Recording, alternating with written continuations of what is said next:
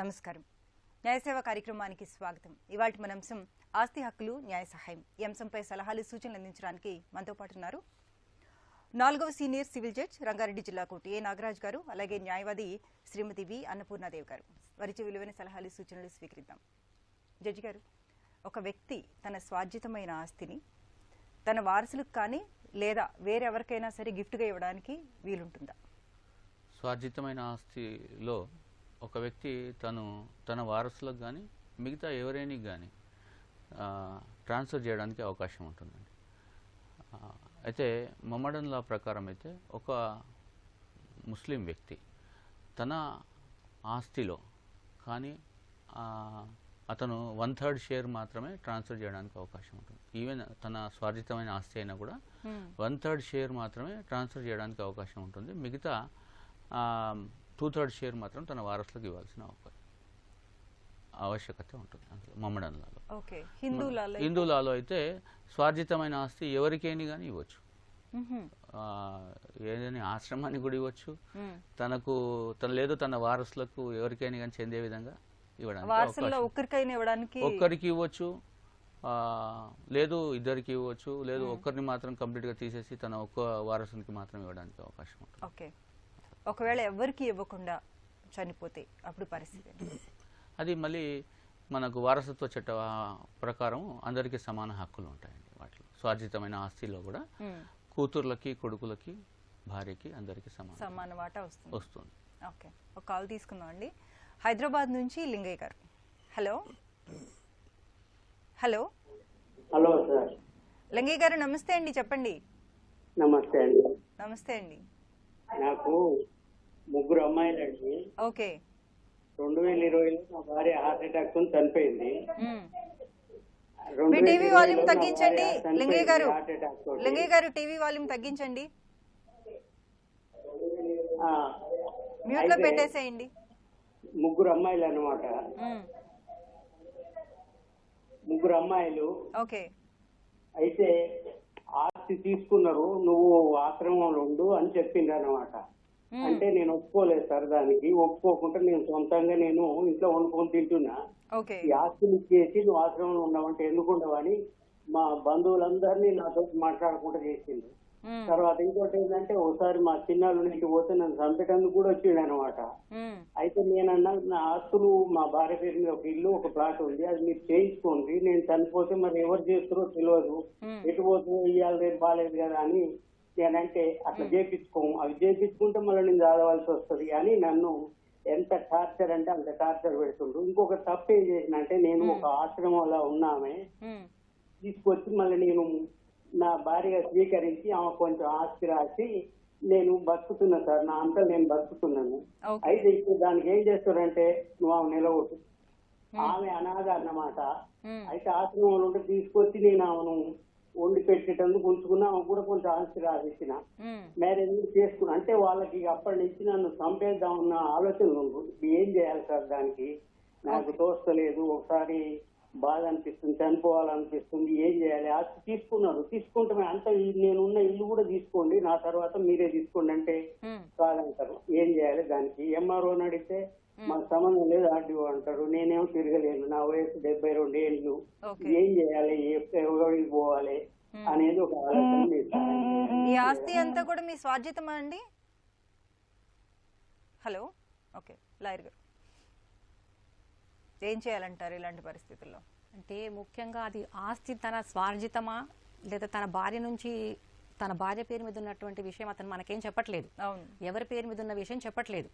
ముఖ్యంగా ఏంటంటే అతను చెప్పేది పిల్లల దగ్గర నుంచి ఇతనికి థ్రెట్ ఉందని చెప్తున్నారు. కానీ అసలు ఆస్తి ఎవరి పేరు మీద ఉంది అంటే నిజంగానే వాళ్ళ భార్య పేరుతో ఉంటే మాత్రము అందరికీ హక్కు ఉంటుందండి దాంట్లో. పిల్లలతో పాటు భర్తకు కూడా హక్కు ఉంటుంది. సో ఆ విధంగా అంటే తను అది చెప్తే గానీ మనం దానికి కరెక్ట్ సొల్యూషన్ చెప్పగలుగుతాం. అయినప్పటికీ కూడా ఏంటంటే భార్య పేరు మీద ఉన్నది అని మనం ఒకవేళ అనుకుంటే గనక అందరికీ సమానంగా హక్కులు ఉంటాయండి దాంట్లో.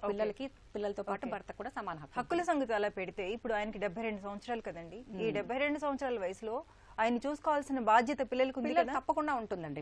ఆ రకంగా ఏం చేయొచ్చు అంటారు? సీనియర్ సిటిజన్స్ యాక్ట్ కింద ఆర్డీఓ దగ్గర అప్లికేషన్ పెట్టుకుని, మరి వాళ్ళు చూడాల్సిన బాధ్యత వాళ్ళది కాబట్టి ఒక అప్లికేషన్ పెట్టుకుని అక్కడ నుంచి వాళ్ళ నుంచి పొందొచ్చండి వాళ్ళకు అంటే Okay, rights ఉంటాయి. రైట్స్ పొందొచ్చు. చూడట్లేదు కాబట్టి మెయింటైన్ చేయవలసిన బాధ్యత వాళ్ళదే కాబట్టి వాళ్ళ దగ్గర నుంచి ఆర్డర్ తీసుకోవచ్చు. ఓకే, మరో కాల్ తీసుకుందాం అండి. హైదరాబాద్ నుంచి రంగారెడ్డి గారు. హలో హలో రంగారెడ్డి గారు, నమస్తే అండి, చెప్పండి. నమస్తే మేడం. నమస్తే మేడం. ఏం లేదు, మేము ఒక ల్యాండ్ తీసుకున్నాం, రిజిస్ట్రేషన్ అయింది, రెవెన్యూ రికార్డు అంతా మా ఫేవర్లోనే ఉంది. హలో చెప్పండి. రెవెన్యూ రికార్డు అంతా మా ఫేవర్లోనే ఉంది. ఫస్ట్ అది ముస్లిం ప్రాపర్టీ. ఆయన చనిపోయినాక ఆయన కొడుకులు రెవెన్యూ రికార్డు చేంజ్ చేసుకొని వేరే ముస్లింకి అమ్మేశారు. ఓకే, అమ్మేసిన తర్వాత మళ్ళా మధ్యన వేరే అతను కొన్నాడు. ఆయన కానీ మేము కొన్నాం, 3rd మేము. మొత్తం టోటల్ గా 30 years అవుతుంది వాళ్ళు సేల్ చేసి. మేము తీసుకొని ఒక 9-10 years అవుతుంది. ఓకే, ఇప్పుడు ప్రాబ్లం ఏంటండి? అది నోటీసులు వచ్చినాయండి, మాది ప్రాపర్టీ మేము అమ్మలేదని వాళ్ళ రక్త బంధువులు నోటీసులు పంపించుకోవచ్చు. మీకు అమ్మిన వాళ్ళు అంటున్నారు అమ్మలేదని? అమ్మిన వాళ్ళు నోటీసులు మాకు కూడా అందులో హక్కు ఉంటుందని వాళ్ళ కొడుకులు మన్మరాలు అందరూ నోటీసులు పంపించారు. మీకు అమ్మింది ఎవరండి? ముస్లిమ్సా? ముస్లింసే అండి, ముస్లింసే. మాకు అమ్మింది మార్వాడి మధ్యన. ఫస్ట్ అది ప్రాపర్టీ ముస్లిం అది. ఓకే, ఇప్పుడు ఆయన చనిపోయాడు. ఏజ్ అయిన తర్వాత చనిపోయిన తర్వాత ఆయన కొడుకులు రెవెన్యూ రికార్డు విరాసత్ చేసుకొని మళ్ళీ ఒక ముస్లిం కమ్మారు. ఆ ముస్లిం మార్వాడి కమ్మాడు, మార్వాడి మాకు అమ్మాడు. ఓకే, సేల్ డీడ్ అయింది కదండి మీకు? అంతా కరెక్ట్ గానే రిజిస్ట్రేషన్ అయిపోయింది కదా?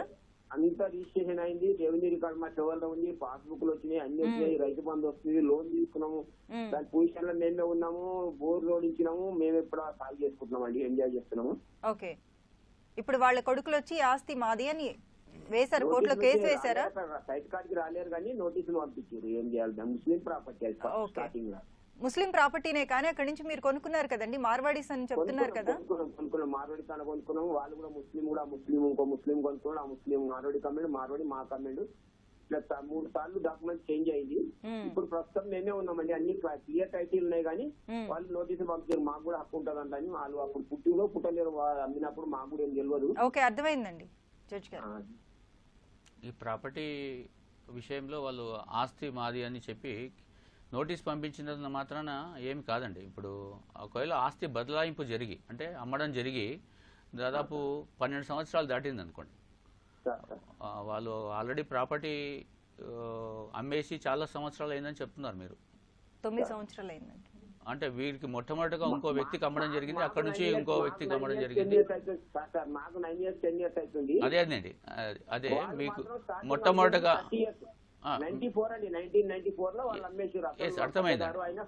అర్థమైంది.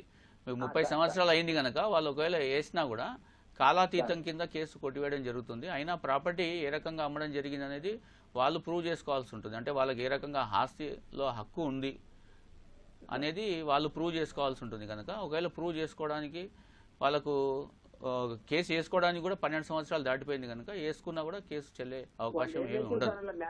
మాకు కూడా హక్కు ఉంటుంది. మేము మన్మరాళ్ళము, మా తాత అమ్మలేదు, మా నాయనల మీద, నాయనల మీద కూడా కేసు వేసేది. అదేనండి, ఇప్పుడు 94 అయిపోయింది కనుక 1994 నుంచి 30 సంవత్సరాలు అయింది కనుక మీకు అది కేసు కాలాతీతం అవుతుంది. అంటే 12 సంవత్సరాలు దాటిన తర్వాత వేసుకోవడానికి అవకాశం ఉండదు ఏ వ్యక్తికి కూడా కేసు ఆస్తి పొందడానికి.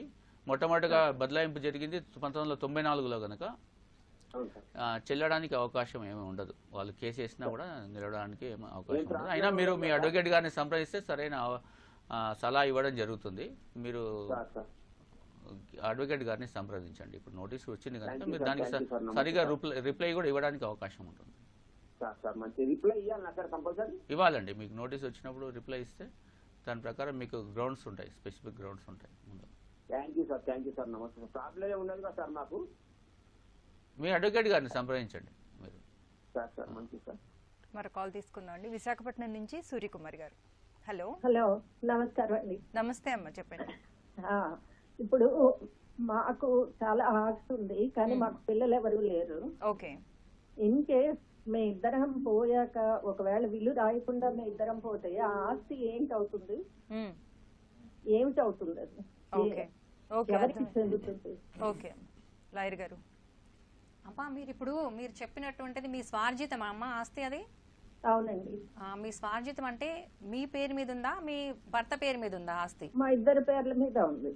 ఓకే, అయితే మీరు అంటే మీకు మీ లైఫ్ టైంలో మీరు ఎవరికైనా దాన్ని గిఫ్ట్ ఇవ్వచ్చు, కానీ మీకు పిల్లలు ఎవరు లేరు అంటున్నారు కాబట్టి మీకు ఇష్టం వచ్చిన వాళ్ళకి గిఫ్ట్ ఇవ్వచ్చు.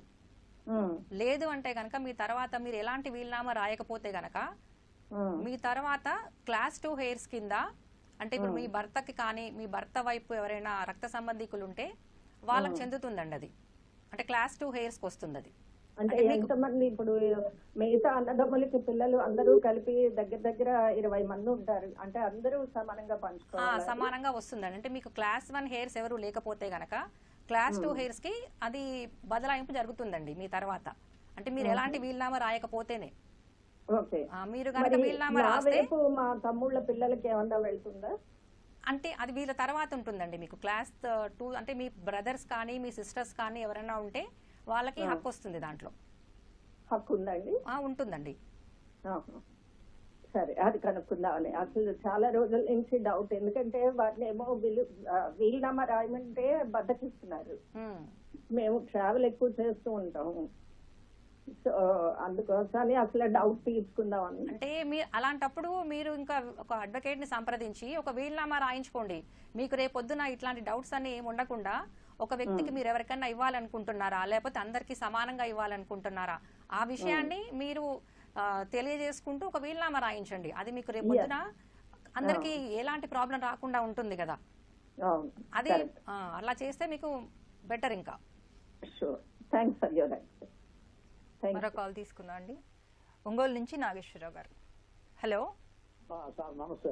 నమస్తే అండి, చెప్పండి. మాకు 2003లో మా మిసెస్ పేరు మీద 80 గదులు రిజిస్టర్ చేయించారు సార్. ఓకే. అప్పుడు ఇప్పుడు 4 years నాడు మా పెద్ద అబ్బాయి సాఫ్ట్వేర్ సార్, 3 లక్షల శాలరీ. ఓకే. ఆ 80 గదులు వీలునామా రాయించుకున్నానండి, ఎవరు తెలియకుండా. ఓకే. నాకు 78 years మేడం. మా వికలాంగుల అబ్బాయి, 2వ అబ్బాయి వికలాంగులు, నడవలేడు. ఓకే. ఆ ప్రాపర్టీ మరి ఎట్లా వీలునామా ఆయనకి వెళ్ళి చెల్లిద్ది అంటుంది ఆమె. ఓకే. మరి ఎట్లా చేయమంటారు మేడం?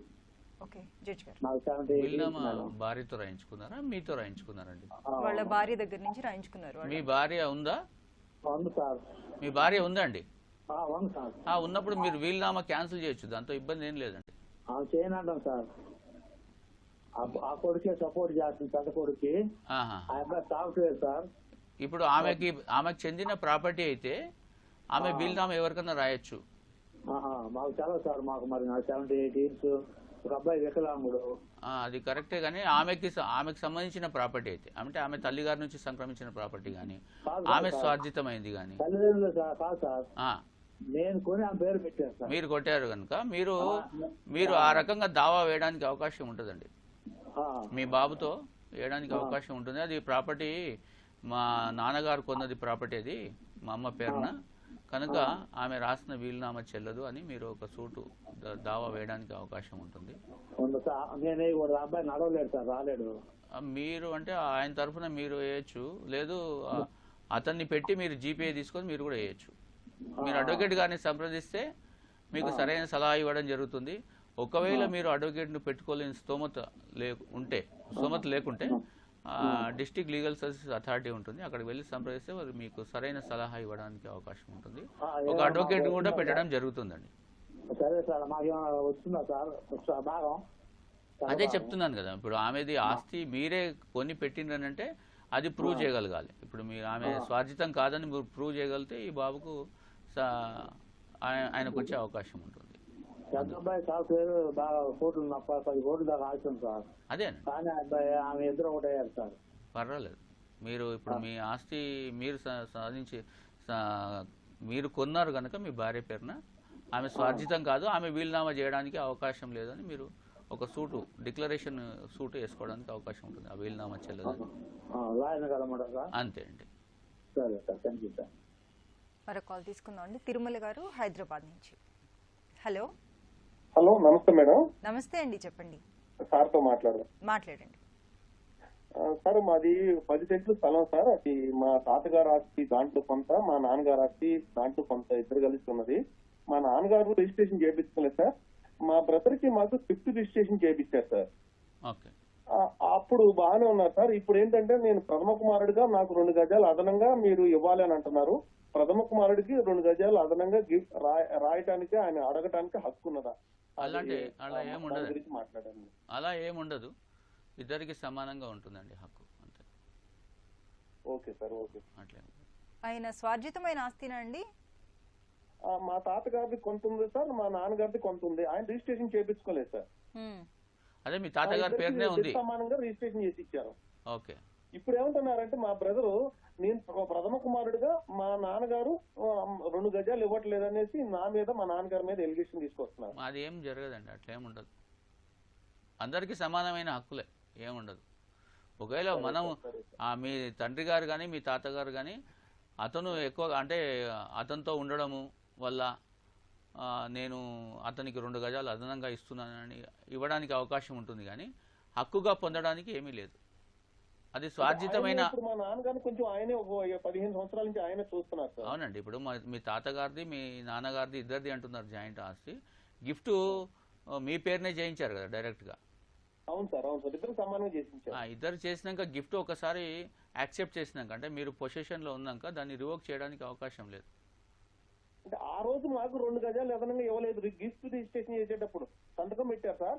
ఇప్పుడు ఎలిగేషన్ తీసుకొస్తున్నారు. అదేనండి, ఇప్పుడు ఒకసారి గిఫ్ట్ ఇచ్చినాక దాన్ని మీరు ఇద్దరికి చరి సమానంగా ఇవ్వడం జరిగింది కనుక మీ అన్నగారు కానీ మీరు కానీ మీకు సంబంధించిన ఆస్తి ఎంతైతే ఇవ్వబడిందో దాంట్లో మీరు పొజిషన్లో ఉంటే అంటే మీ కబ్జాలో ఉంటే ఆ ప్రాపర్టీ అంటే మీరు దాని గిఫ్ట్ను యాక్సెప్ట్ చేసినట్టుగా అర్థం అన్నట్టు.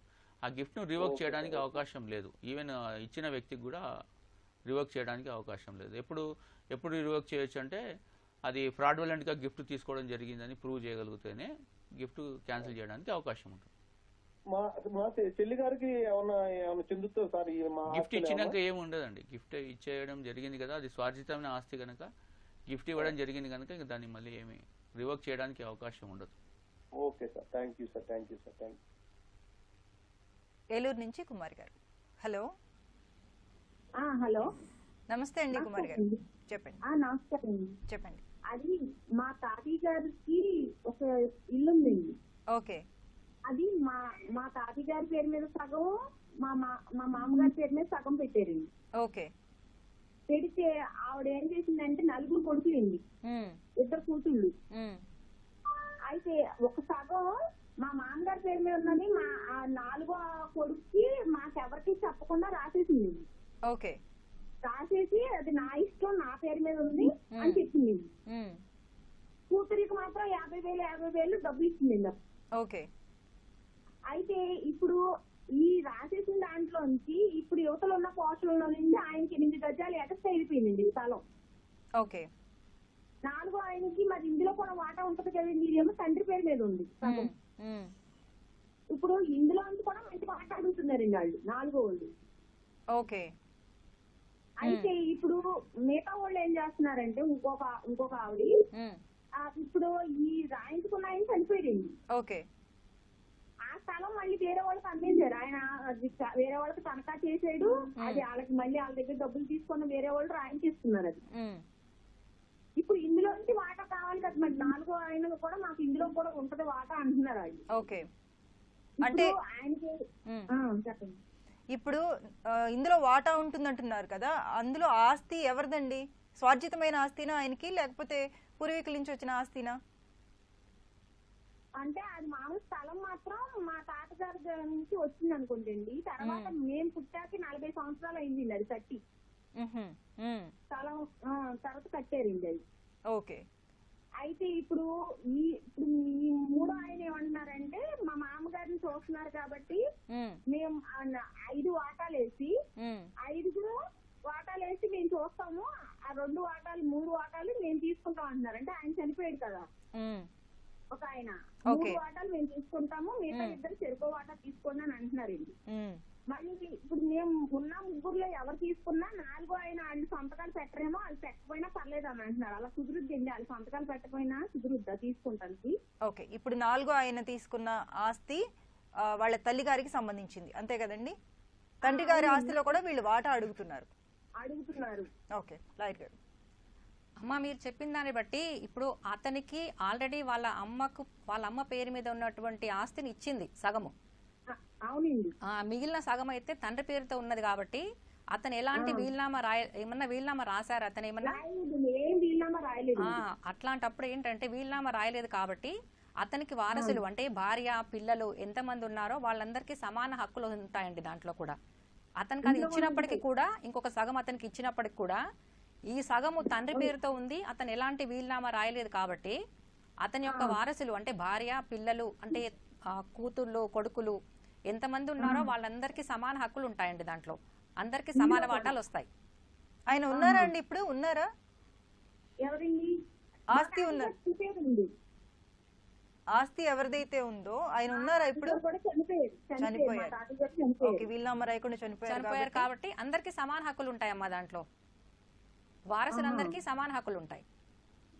అవునండి. మామూలుగా ఇప్పుడు ఒకవేళ ఆయన కూడా సంతకాలు పెట్టాలి కదండి. ఎవరు కొనుక్కున్నా ఈ నలుగురిలో ఎవరు తీసుకున్నా కూడా ఆయన సంతకాలు పెట్టాలి. మళ్ళీ అందరూ సంతకాలు పెట్టాలి. అంటే ఇప్పుడు చెల్లదు. ఎందుకంటే వారసులంతా కలిసి సంతకాలు పెట్టాలి. అమ్మితే కనుక వీళ్ళు తీసేసుకుంటున్నారు. ఈ నలుగురిలో ఎవరో ఒకరు తీసుకుంటే కనుక వీళ్ళు అందరూ కూడా నాకు సమ్మతమైన సంతకాలు పెట్టాలి. లేదు అంటే ఒక్క వ్యక్తి మాత్రమే అమ్ముకుంటే అతనికి సంబంధించిన భాగాన్ని మాత్రం అతను అమ్మేసుకోవచ్చు. అంతేగాని మిగిలిన వాళ్ళది అమ్మే హక్కు అతనికి లేదు. అదే ఇప్పుడు ఇటు నుంచి 8 గజాలు అవతల దానికి వెళ్ళిపోయిందండి. మామూలుగా అయితే చెరుకో సగం కదండి. 8 గజాలు అయితే వెళ్ళిపోయింది. ఆయన అలాగ అమ్మేసుకున్నాడు. ఇప్పుడు ఇందులో ఆయనకి 4 గజాలే కదండి వస్తుంది. అది మాత్రమే ఇవ్వాలా, లేదు మొత్తం మీద సమాన హక్కు ఇవ్వాలా? మొత్తం ఇప్పుడు సగం మీరు ఏదైతే మీ తాతగారి పేరు మీద ఉన్నటువంటి ఆస్తి ఎంతైతే ఉందో అందులో వాళ్ళ పిల్లలందరికీ, వారసులందరికీ అంటే లీగల్ హెయిర్స్ అందరికి సమాన వాటాలు వస్తాయమ్మా. అదేలేండి. సరే అండి. అంటే అటే పక్కన సందు ఉంది. ఈ తాతగారి ఆస్తిలోకి వెళ్ళిపోయిందండి సందు కింద. ఇంకా ఆ లెక్కన ఆయనకి ఇచ్చినట్టే కదా. ఆయన అమ్మేసుకున్నా కూడా ఆయనకి వెళ్ళినట్టే కదా ఈ భాగంలో.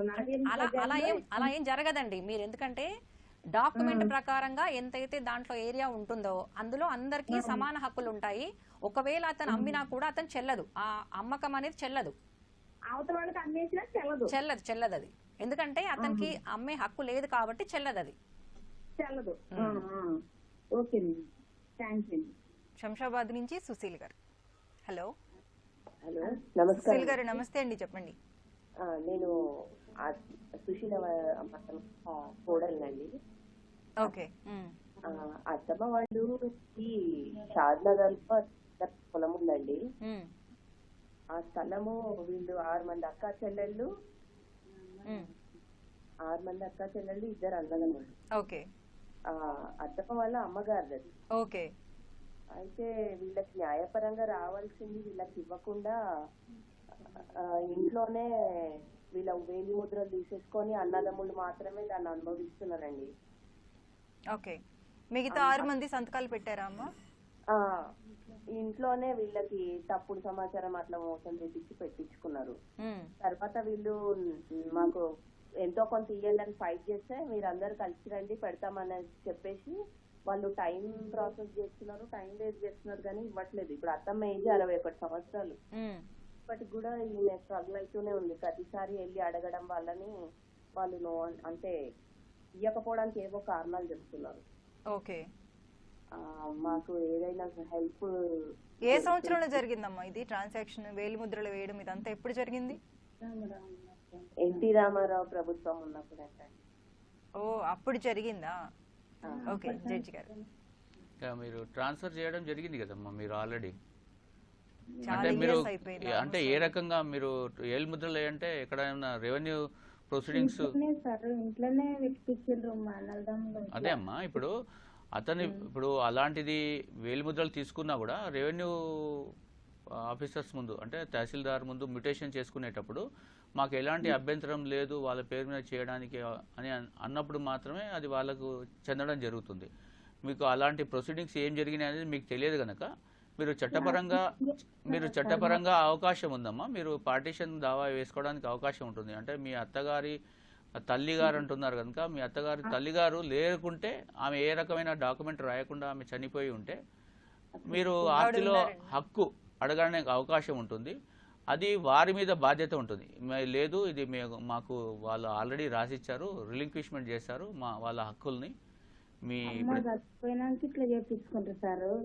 అదే అమ్మా, ఇప్పుడు మీ వీళ్ళు హక్కులు వదిలేసుకున్నారని మీరు ఏదైనా డాక్యుమెంట్ రూపకంగా రాసి ఇస్తే గానీ చెల్లదు. లేదు అటువంటి అంటే ఏ రకమైన డాక్యుమెంట్ రాసి ఇవ్వకుండా అంటే మిగతా సిస్టర్స్ ఎవరైతే ఉన్నారో ఇవ్వకుండా ఉంటే వీళ్ళు కేసు వేసుకోవడానికి అవకాశం ఉంటుంది, పార్టీషన్ దావా వేసుకోవడానికి అవకాశం ఉంటుంది.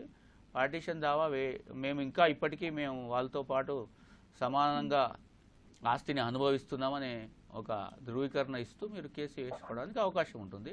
అడ్వకేట్ గారిని సంప్రదిస్తే మీకు సరైన న్యాయం చేయడానికి సలహా ఇవ్వడానికి అవకాశం ఉంటుందమ్మా. కరెక్ట్ గా సంవత్సరం ఏమన్నా గుర్తుందమ్మా మీకు? సంవత్సరం అంటే ఇంటి నెంబర్ ప్రభుత్వం వచ్చినప్పుడు ఇంట్లో సైన్లు పెట్టించుకుంటారు మేడము. పెట్టించుకొని ఇది ఒక కాగితం మీద ఇట్లా పెట్టుండ్రని ఆడపిల్లలకు హక్కు వస్తుందని మాకు తెలియదు. అందరితో సైన్లు పెట్టించుకొని ఇద్దరు అలాగా మా అన్న మా తమ్ముడు ఇద్దరు పాస్బుక్లు కరెక్ట్ గా ఇయర్ చెప్పగలిగితే బాగుంటుందమ్మా.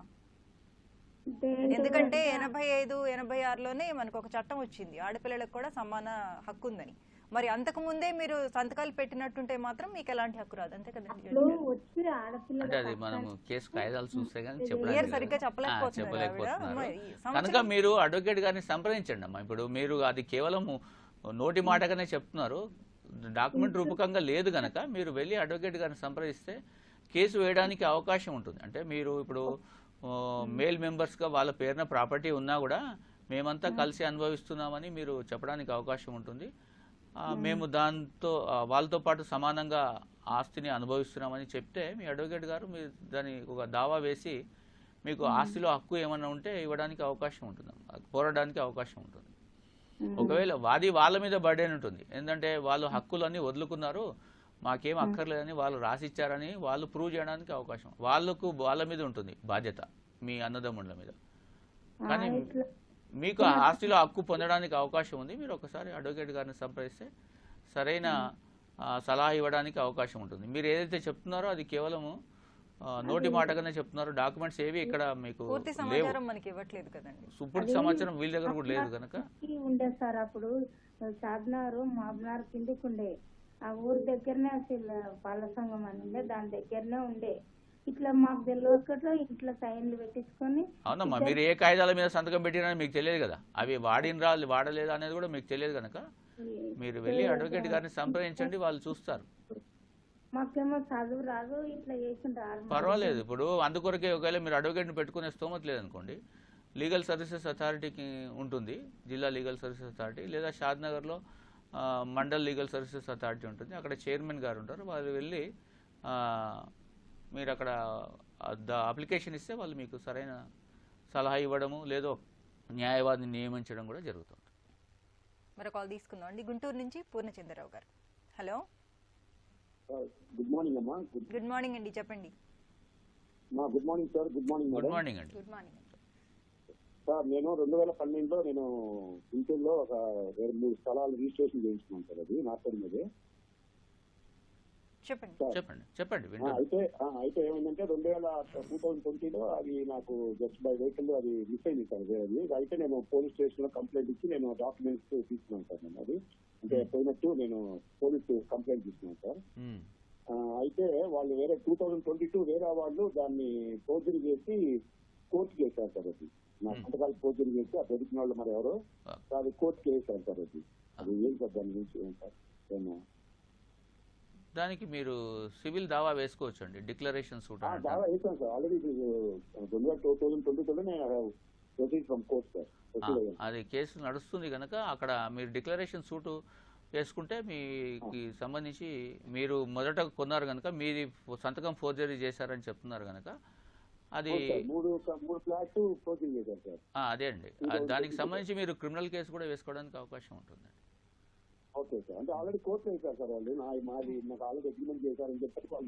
అదే వాళ్ళు వేశారు కనుక మీరు అడగొచ్చు, మీరు డిక్లరేషన్ అడగొచ్చు, నాది ప్రాపర్టీ నేను అమ్మలేదు అని మీరు పోరాడడానికి అవకాశం ఉంటుంది. మీరు రిటర్న్ స్టేట్మెంట్ వాళ్ళు వేసింటే కేసు మీరు రిటర్న్ స్టేట్మెంట్ వేయాలి. లేదు మీదే కేసు మీదే ప్రాపర్టీ అంటే మీరు డిక్లరేషన్ దావా వేసుకోవాల్సి ఉంటుంది. ఒకవేళ మీ సంతకాలు ఫోర్జరీ చేసి ఉంటే మీరు క్రిమినల్ కేసు కూడా వేయడానికి అవకాశం ఉంటుంది వాళ్ళ మీద. థ్యాంక్ యూ సో మచ్ అండి. న్యాయ సలహా కోసం మీరు సంప్రదించవలసిన మా మెయిల్ ఐడి nyayaseeva@ttv.co.in. వచ్చే శనివారం 9:30 న్యాయసేవ కార్యక్రమంలో మళ్ళీ కలుసుకుందాం. అంతవరకు సెలవు. నమస్కారం.